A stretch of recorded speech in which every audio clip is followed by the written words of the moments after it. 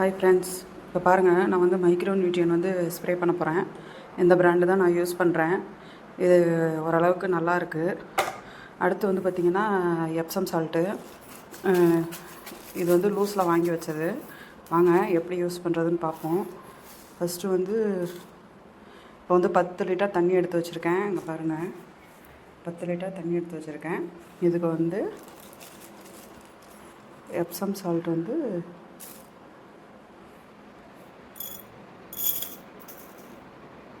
5 gram போதும்.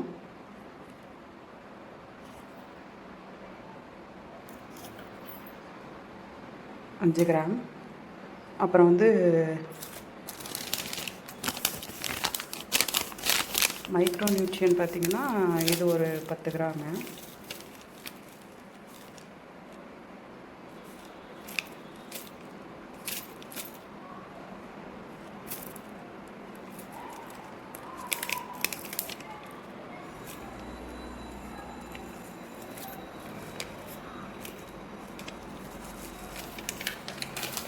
இப்போ டோட்டலாக பார்த்தா நான் 15 கிராம் எடுத்து வச்சுருக்கேன்.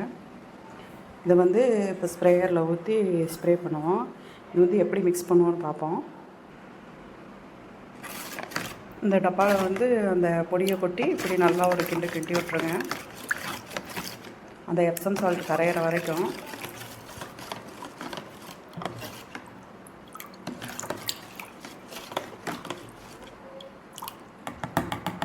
இப்போ ஸ்ப்ரேயரில் ஊற்றி ஸ்ப்ரே பண்ண வேண்டியதான். இப்போ வந்து இதில் ஊற்றிடுங்க. ஊற்றிட்டு நல்லா அப்படி மிக்ஸ் பண்ணிக்கோங்க.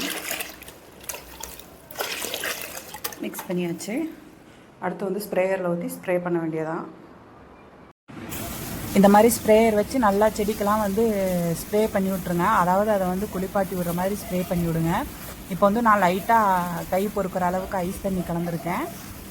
நீங்களும் அதையும் கலந்து ட்ரை பண்ணி பாருங்கள். செடிக்கு கொஞ்சம் ஸ்ட்ரெஸ் பூஸ்டராக இருக்கும். மைக்ரோ நியூட்ரியன் எதுக்கு கொடுக்குறோம்னா கொஞ்சம் செடிக்கெல்லாம் வந்து ஸ்ட்ரெஸ் ஃப்ரீயாக இருக்கும். அதே மாதிரி எப்சம் சால்ட் வந்து இலை கொஞ்சம் நல்லா க்ரீனிஷாக இருக்கிறதுக்கு வச்சுக்கும். நல்லா ஒரு தண்டு கூட விடாமல் எல்லாத்துக்குமே நல்லா ஸ்ப்ரே பண்ணி விட்ருங்க. அப்போ தான் வந்து அதோட எஃபெக்ட் நல்லாயிருக்கும்.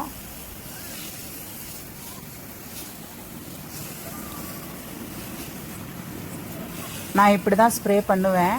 இந்த மாதிரி என்னோடய சேனல் பிடிச்சிருந்தா சப்ஸ்கிரைப் பண்ணி வச்சுக்கோங்க. தேங்க்யூ.